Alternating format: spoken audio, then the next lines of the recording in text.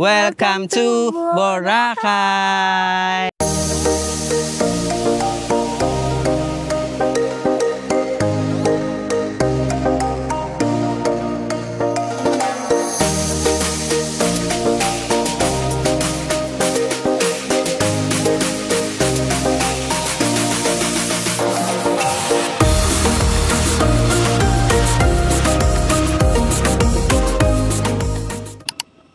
We're here at Boracay!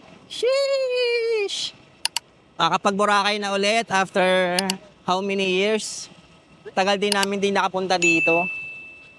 So ngayon guys, update namin kayo kung anong mga ganap dito sa Boracay. Ngayon medyo mainit, cloudy. And then baka kasi umulan din as per weather system. Chinek namin, baka maya-maya umulan.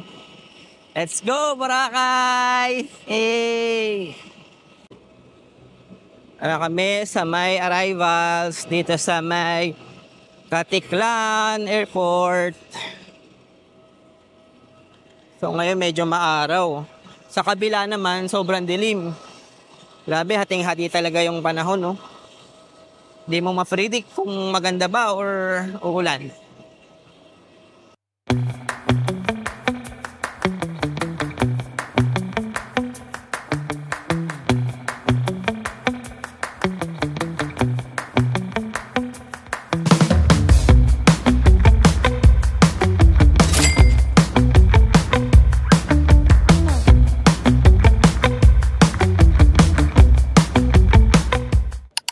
Ito na yung binabaan namin dito sa may sinakyan namin tricycle.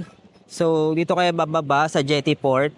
So sasakay kayo dyan papunta dun sa may kabilang isla, sa Boracay mismo. So after noon, sakay ulit kayo ng tricycle papunta na dun sa beach. Ayan o. Ganito siya kalawak. So dito tayo sa tourist pupunta. So, dire-diretso lang yan, papunta doon sa loob. Diretso lang kayo, guys.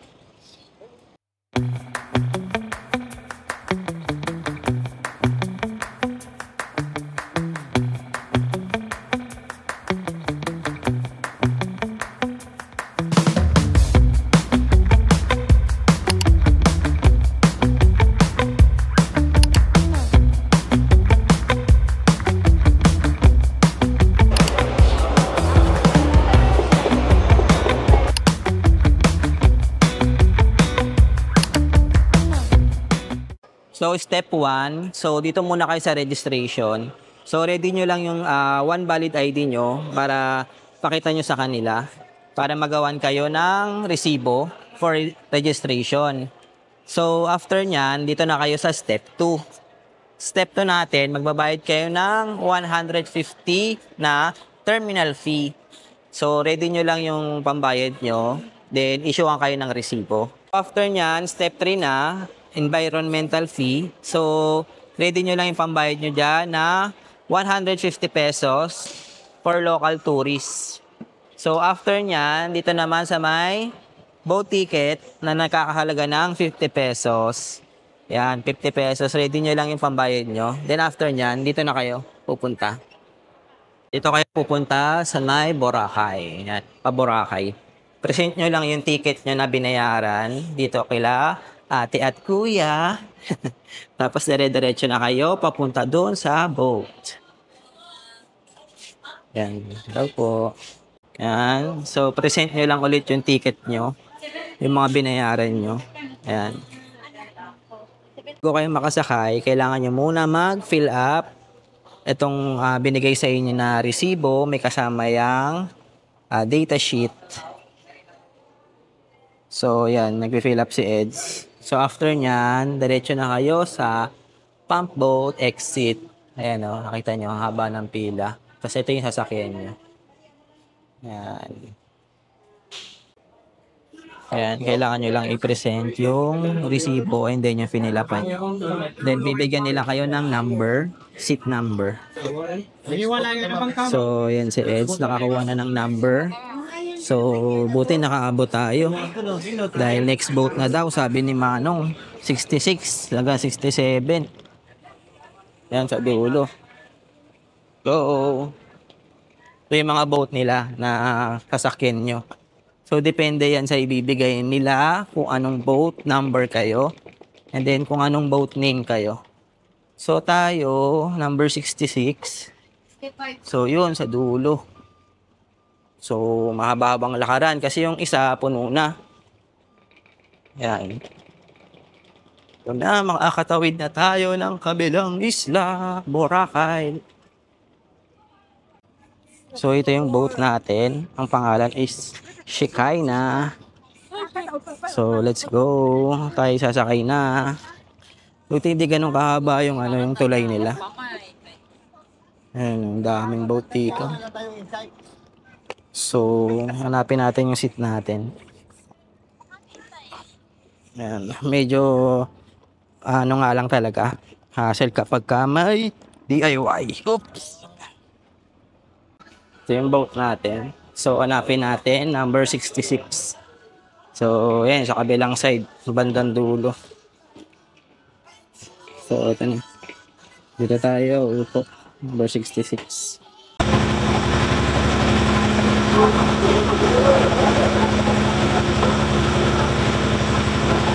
Nakababa na kami dito sa may jetty port ng Boracay.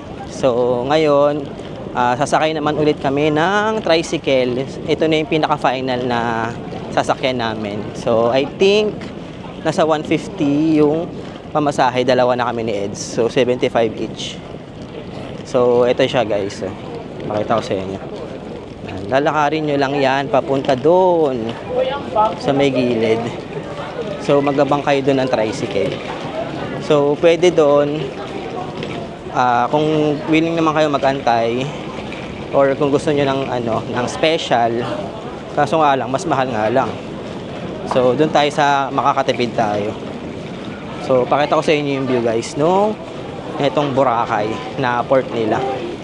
So, yan, medyo cloudy lang. So, tingnan nyo yung tubig guys, oh, napakalinaw. Sheesh! Partida, wala pang araw niyan ha. Doon sa kabilang side, medyo madilim. Maulan doon. So, yun yung barko namin. Ay, yung roro pala namin, sorry. Yan yung boat namin. So, let's go na. Sakay na tayo ng tricycle. Papuntang hotel. Mamaya, computein namin kung magkano lahat yung nagastos namin from airport going to hotel. So, DIY lang kami. Mamaya, magkukwentahan kami ng aming mga nagastos dito sa Boracay. So, yung nasakyan namin na tricycle, tapos yung boat, saka tricycle ulit, tapos yung lunch. So, dito na tayo. Kung saan maraming tao, doon tayo. Yan. Ito yung sasakyan natin. Yan, diba? Yan tayo sasakay. Napunta ang Eurotel.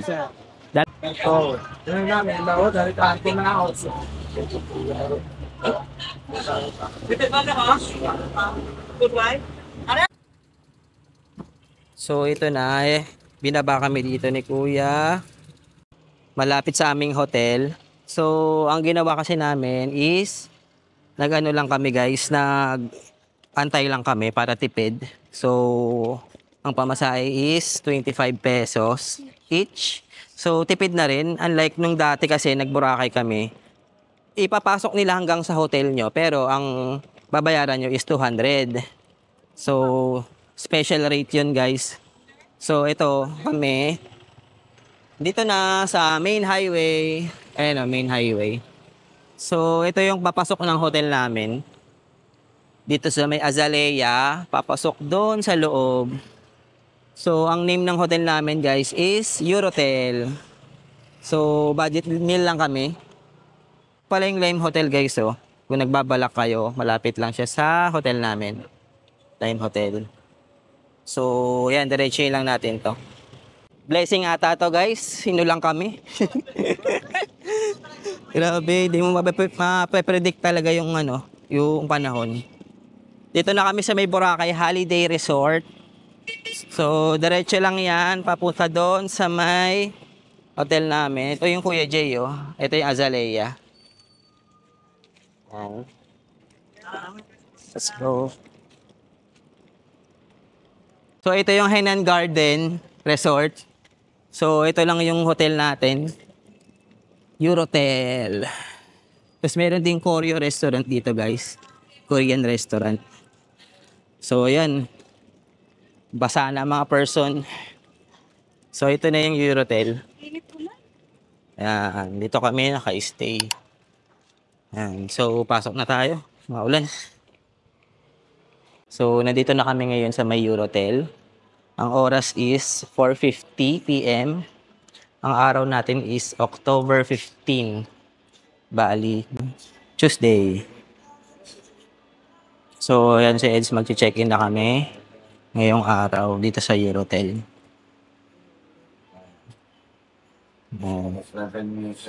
So, meron din silang mga ino-offer na activities dito. Ito yung elevator nila. Papunta sa taas. Tapos, ito yung reception nila. Then, may ino-offer din dito silang drinks. Welcome drinks. Tapos, yung mga maleta niya, pwede nyo ring iwan dito sa kanila. Diretso lang kayo kay Kuya. So, naghanap-hanap kasi kami, guys. Yung plano talaga namin dito sa Boracay, budget meal lang kami. So, yung budget talaga namin is saktong-sakto lang. So, ang nabook ko to, guys, sa Klook ng almost 1,400 pesos per night. So, 3 nights kami. So, inabot lang ng mga ganon. So, inabot ng 4,000 may get. And, so, ito pala guys, nakuha namin sa Klook. Wala siyang free na breakfast. Di kami nag-avail kasi hindi naman kami mahilig sa breakfast eh. So, 1,400 per night. So, pwedeng-pwede na. Malapit siya sa Front Beach. Yan, tapos na. Tahan lang natin. So, mind ko na lang din kayo sir, sa house rules po natin. Okay. Ang towel po natin sa room, na white towel po, Okay. hindi po siya pwedeng ilabas. Sa labas? So, Okay. kung magre-request po Rent na lang po. So, ito guys, nabook ko sa Klook na around 1,400 pesos per night. So, budget lang talaga kami. 3 nights ang stay namin dito. So, ang na-avail namin is walang breakfast. So, sa labas na lang kami kakain. So, abangan nyo bukas. Then guys, kapag magbubuk naman kayo sa Klook, pwede nyo gamitin yung promo code ko na KLOOKLONKL para makaget kayo ng to 5% discount. yes. So guys, gamitin nyo na yan. Lalo na kung magta-travel kayo from abroad or dito sa domestic. So, domestic. Pwede nyo gamitin yan. Activities saka mga hotels, pwede nyo i-book para makatipid kayo at maka-discount. So, ito yung room natin, guys. Pakita namin sa inyo. So, pagpasok nyo pa lang, may table na agad kayong makikita. Tapos, chair. And then, meron din ditong salamin. So, may sabayan din dito, guys, ng mga damit. Pasok nyo pa lang, guys, ng pinto. Bubungad na agad sa inyo itong isang malaking cabinet. So, itong cabinet niya, guys, ayan. Meron na rin siyang provided na mga hanger. Yan, sa baba, pwede kayong maglatag dyan ng mga gamit nyo. Tapos, etong nakuha namin, so, dalawa siyang single bed. So, ito lang kasi yung available na nakakita namin. So, wala na kasi yung double bed, saka king size na bed. So, ito na lang yung nakakuha namin. So, dito naman, mayroon maliit na TV dito. Then, ito yung chairs. So, pwede kayong magbaon dito, mag-order kayo. Dito nyo pwedeng kainin. Tapos, ito yung mga ilaw niya. Ayan. Tapos, ito naman yung CR. Pakita ko sa inyo yung CR. Try natin. Yan. Pwede na. Yung shower niya.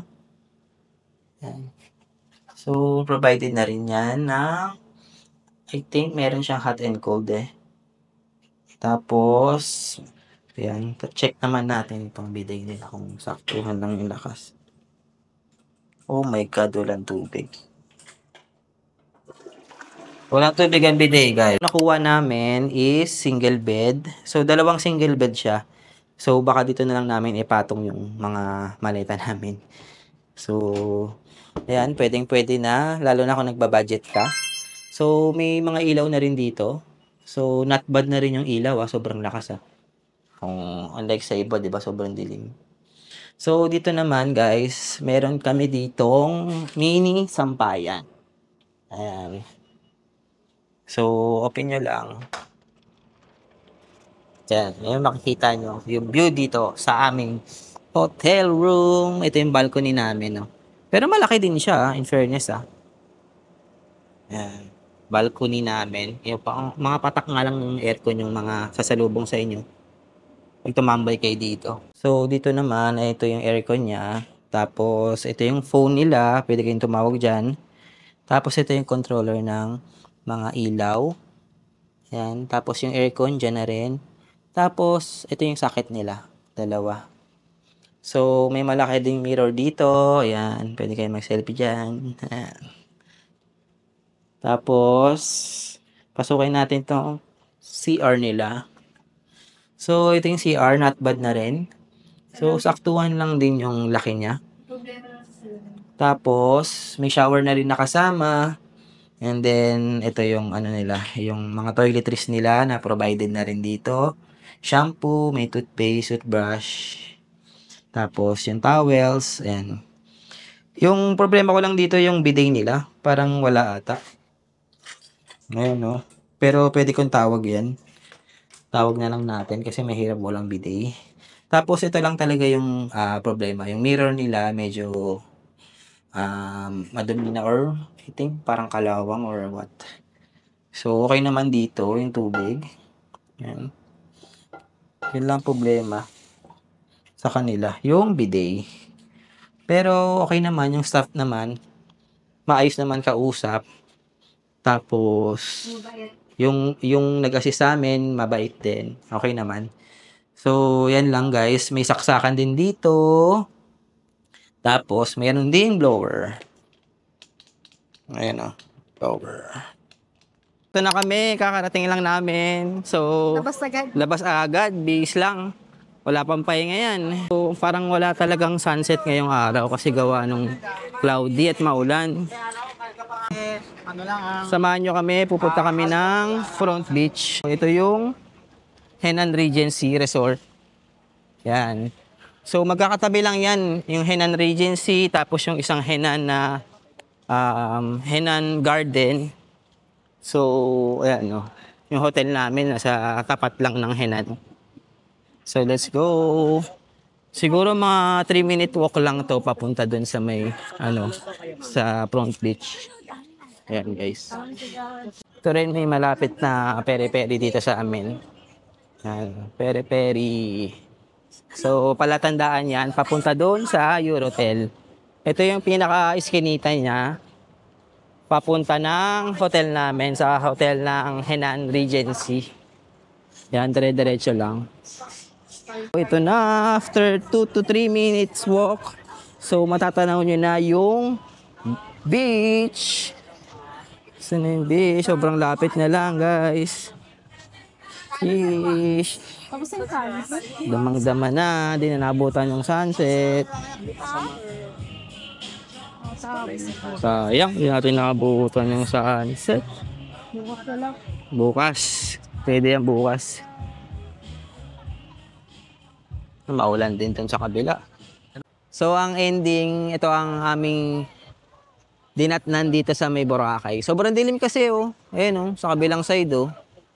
Pero yung tubig ngayon, di ako na-amaze kasi low tide eh. Low tide siya eh. Tapos wala yung sunset. Ayan yung sunset nyo. Wala, kakapiranggot lang. Pero okay lang. Baka bukas yan. Baka sobrang ganda niyan bukas ng umaga. Abangan na lang natin. Plano sana namin ngayon mag-swimming. Parang nawalan na kami ng gana.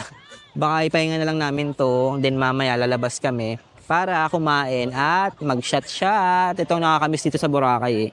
Nightlife. Nightlife, tapos tamang food trip ka lang, tapos swimming ulit bukas.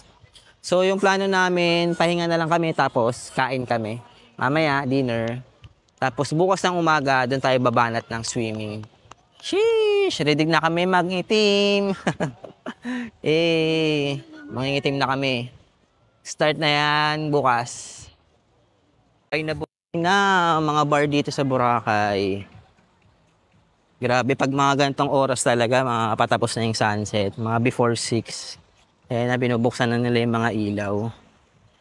So, ngayon, ang gagawin namin ngayon is tamang lakad lang muna. Tapos, hanap-hanap ng pagkain. Oo nga, no. So, waiting na lang muna kami sa aming mga friends na si Jim saka si Erica. So, naaya namin sila, nabudol namin na magbora dahil first time nila para mag-guide namin and then ma-celebrate din ang kanilang birthday. Sheesh! Tara na at magwalwal dito sa Boracay. So, ito ang ganap na paggabi na ngayon. Ano ba gagawin natin? Wala kami agenda ngayon kundi hanapin yung Chori Burger na yon.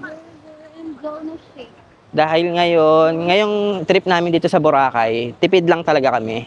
So, kain lang kami sa mga gilid-gilid, sa mga karinderya, lalo na sa Andox yun ang bubuhay sa amin dito. Andox saka Jasper.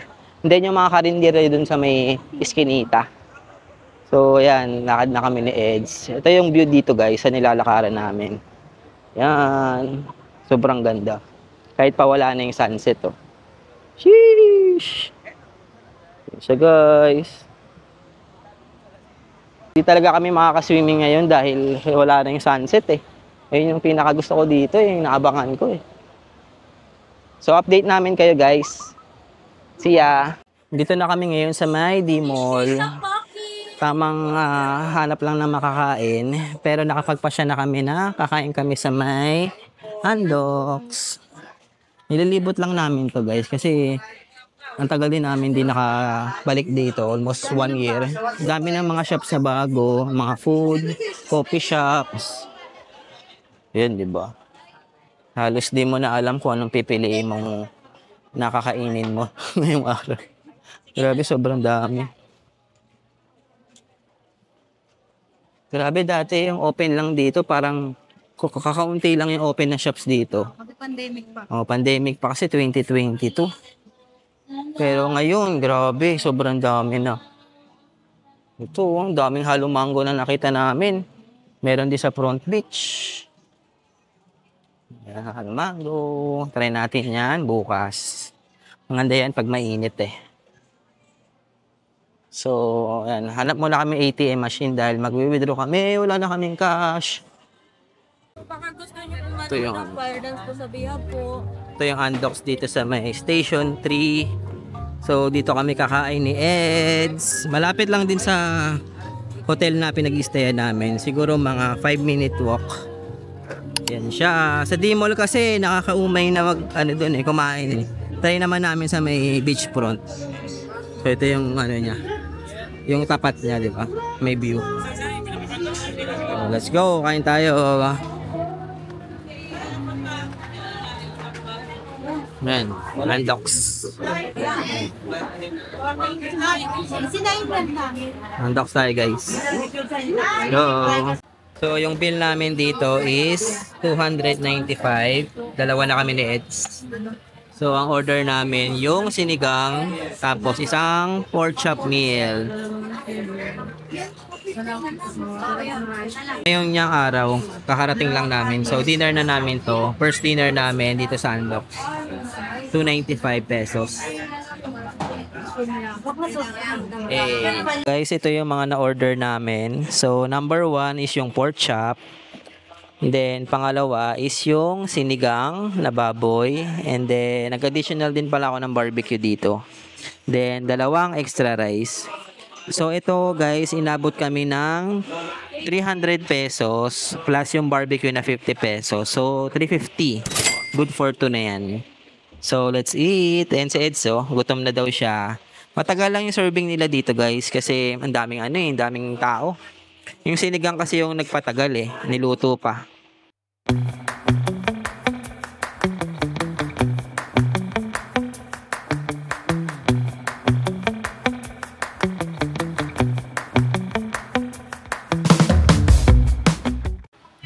Tapos na kami kumain. Sob na sob. Sinigang pork chop sa barbecue. Sob na kami. For only 350 pesos, dinner na namin. Extra rice pa. True. Bibili daw si Eds ng Thai milk tea dito sa may Station 2. Dito sa may Boracay. So ito yung mga pagpipilian guys. Classic milk tea 120. Fruit tea. Yan. May Taipei latte din sila oh. Di pa rin makaget over sa Taiwan. Ka-addict yan sa milk tea. Ito lang siya guys. Dito lang siya sa may malapit sa kainan namin sa Andox. Bilihan ng souvenir dito sa Station 2. Katabi ng Henan Farm katabi. Ayun lang Henan Farm mo yan. Yan mismo. Tabi lang niya. Taipei milk tea. Ito ang ganap namin after namin kumain sa Andox. Tamang lakad lang. Tanaw-tanaw lang dito ng mga pagkain na mapapabili ulit kami. May mga souvenirs din. Ngayon, ang dami guys oh. Dito na kami sa may Station to banda.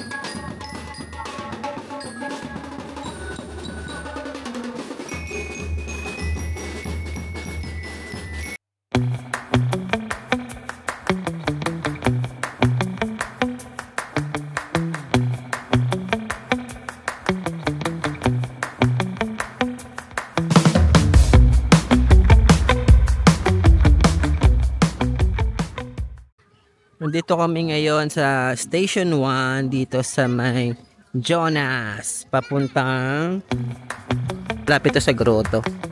Ito may mga bagong bar na din dito oh. Daming bago. Dati ginagawa lang to eh. Last year eh. Ngayon oh, may Jonas Fruit Shake na. May jams. Ito jam night. Jam. Ito yung sinasabi ko sa iyo na may may sinitang maliit. Na ang ganda niya pag umaga. Bitaw na litaw yung ganda ng dagat. Yan guys, sakto may ilaw. Liwanag. So, hanap lang kami ng maiinuman, pampatulog dito sa Tora. Nilakad namin from Station 3 to Station 1. Ayan, sikat na ng paa. Ito, nakapaa kami guys. Palang nakapaa. Last year dito kami uminom sa may Parao. Ngayon dyan ulit kami pupunta. Wala lang, maganda lang yung vibes niya.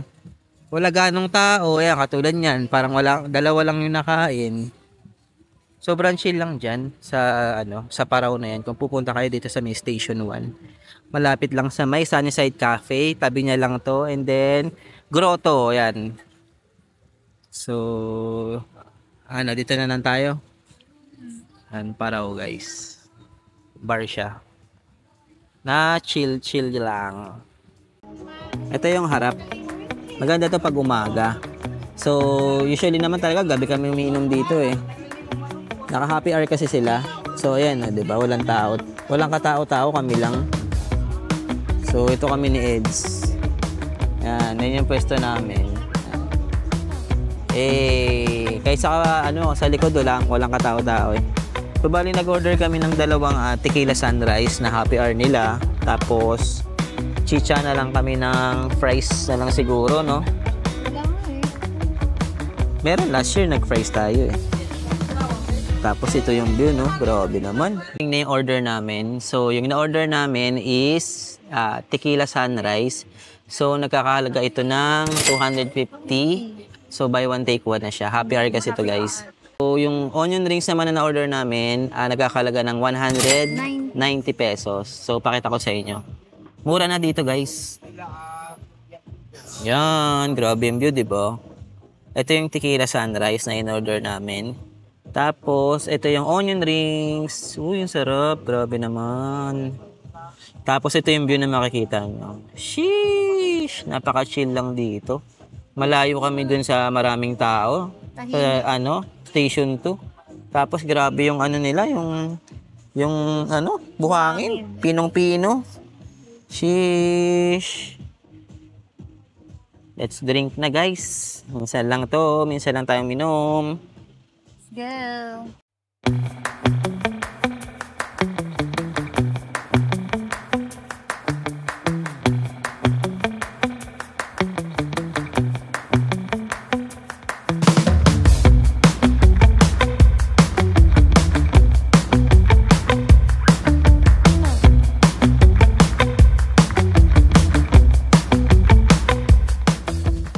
Mas gusto kasi namin yung tahimik, Tahimik to. yung hindi ganun kaingay, kalmado.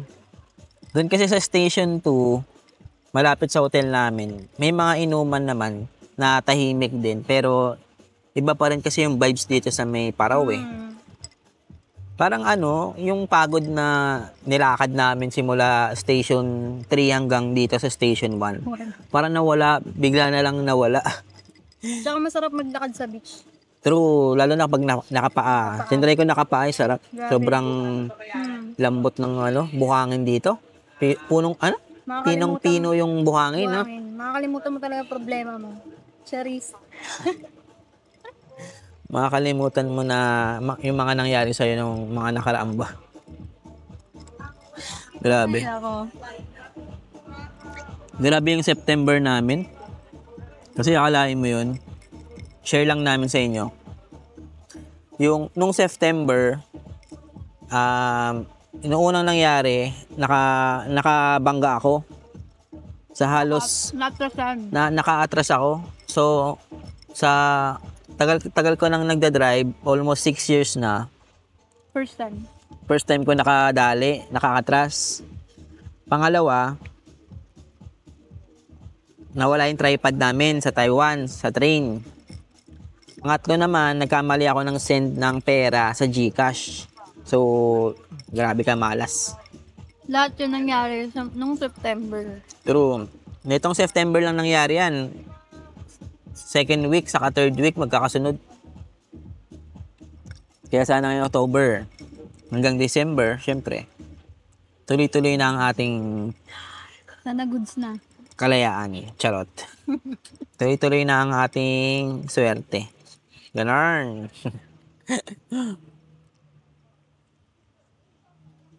Importante naman sa amin, wala namang nasaktan, walang may sakit, yun ang importante. Kaya salamat pa rin kay Lord kasi kahit papaano binigyan niya kami ng challenge sa buhay. Siyempre, di naman maiwasan yun, di naman mawawala yung problema. Kailangan natin kayanin at lagpasan yung mga problemang dumadaan sa buhay natin. Siyempre, hindi naman lagi masaya.